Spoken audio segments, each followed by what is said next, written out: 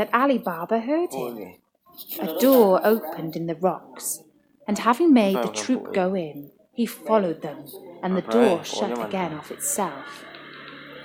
They stayed inside some time, and Ali Baba, fearing they might come out and catch him, was forced to sit patiently in the tree. At last the door opened again, and the 40 thieves came out. As the captain went in last, he came out first, and made them all pass by him. He then closed the door, saying, "Shut, Sesame!" Every man bridled his horse and mounted. The captain put himself at their head, and they returned as they came. Then Ali Baba climbed down and went to the door concealed amongst the bushes and said, "Open, Sesame!" And it flew open. Ali Baba, who expected a dull, dismal place, was greatly surprised to find it large and well lighted, hollowed by the hand of a man in the form of a vault, which received light from an opening in the ceiling. He saw rich bales of merchandise, silk, stuffed brocades all piled together, and gold and silver in heaps, and money in leather purses.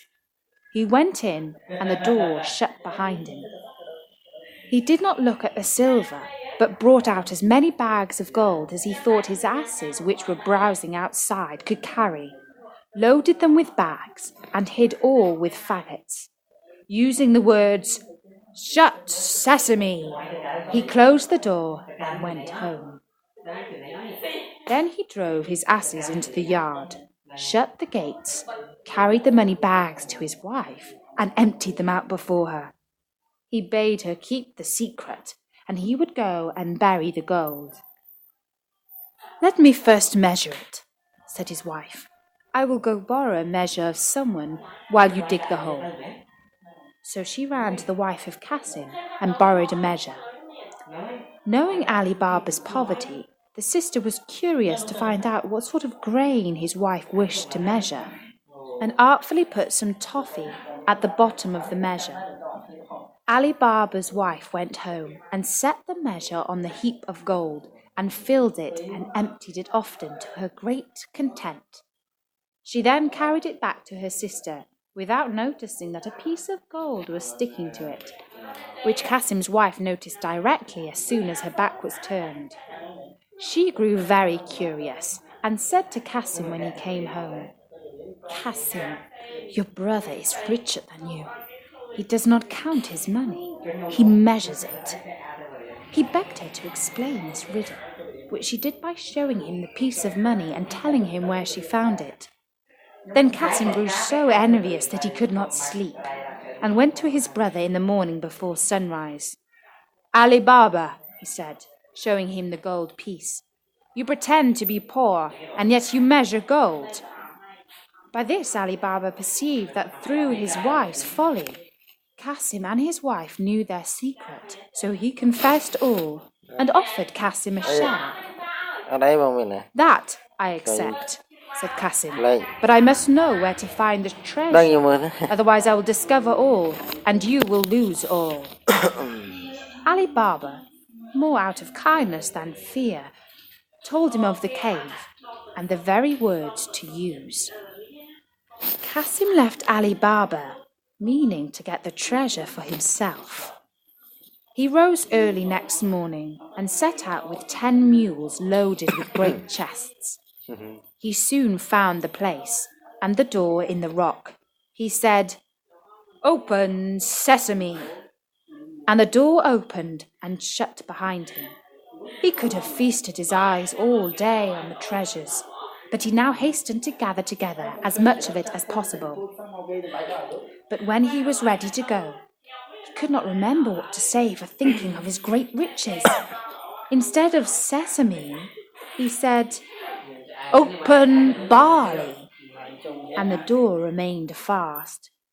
He named several different sorts of grain, all but the right one, and the door still stuck fast.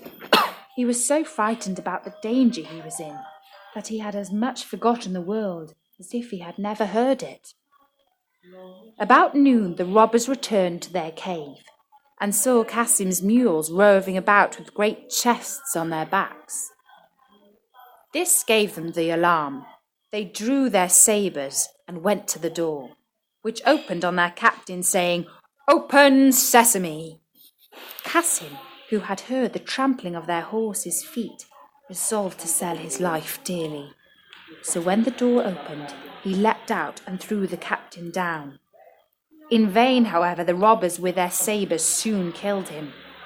On entering the cave, they saw all the bags laid ready, and could not imagine how anyone had got in without knowing their secret. They cut Kasim's body into 4 quarters in order to frighten anyone who should venture in, and went away in search of more treasure. As night drew, Kasim's wife grew very uneasy, and ran to her brother-in-law and told him where her husband had gone. Ali Baba did his best to comfort her, and set out to the forest in search of Kasim. The first thing he saw on entering the cave was his dead brother. Full of horror, he put the body on one of his asses, and bags of gold on the other 2, and covering all with some faggots, returned home. He drove the 2 asses laden with gold into his own yard, and led the other 2 to Kasim's house. The door was opened by the slave Morgiana, whom he knew to be both brave and cunning. Unloading the ass, he said to her, "This is the body of your master, who has been murdered, but whom we must bury as though he had died in his bed. I will speak with you again, but now tell your mistress I am come." The wife of Kasim, on learning the fate of her husband, broke out into tears and cries. But Ali Baba offered to take her to live with him and his wife, whereupon she agreed and dried her eyes. Morgiana, meanwhile, sought a doctor and asked him for some lozenges. "My poor master," she said, "can neither speak nor eat." She carried home the lozenges and returned next day weeping, and asked for an essence only given to those just about to die. Thus in the evening, no one was surprised to hear the wretched shrieks and cries of Kasim's wife and Morgiana, telling everyone that Kasim was dead. The next day, after Morgiana went to an old cobbler near the gates of the town, who opened his stall early, put a piece of gold in his hand, and bade him follow her with his needle and thread. Having bound his eyes with the handkerchief, she took him to the room where the body lay, pulled off the bandage, and bade him sew the quarters together, after which she covered his eyes again and led him home. Then they buried Kasim, and Morgiana, his slave, followed him to the grave, weeping and tearing her hair, while Kasim's wife stayed at home, uttering lamentable cries. Next day she went to live with Ali Baba, who gave Kasim's shop to his eldest son. The 40 thieves, on their return to the cave, were much astonished to find Kasim's body gone and some of their money bags. "We are certainly discovered," said the captain, "and shall be undone if we cannot find out who it is that knows our secret. 2 men must have known it. We have killed one, we must now find the other. To this end, one of you who is bold and artful must go into the city dressed as a traveller, and discover whom we have killed, and whether men talk of the strange manner of his death. If the messenger fails, he must lose his life, lest we be betrayed."